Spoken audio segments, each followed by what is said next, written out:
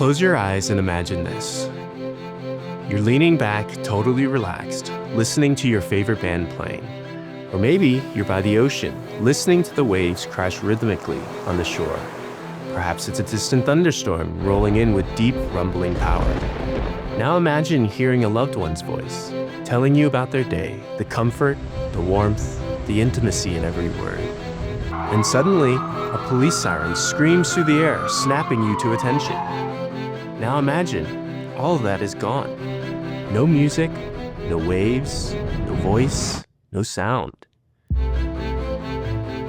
Hi, my name's Anthony Peng, and my research is focused on understanding how we hear, so that we can fix the system when it breaks down.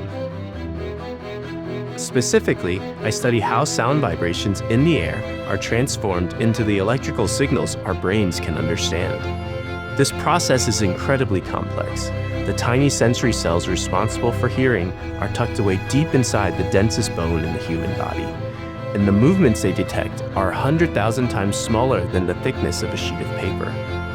To study these fragile cells, we've developed precise microsurgical techniques, and we use high-speed, high-resolution video imaging that capture 10,000 images every second to observe how these minuscule movements activate the cells.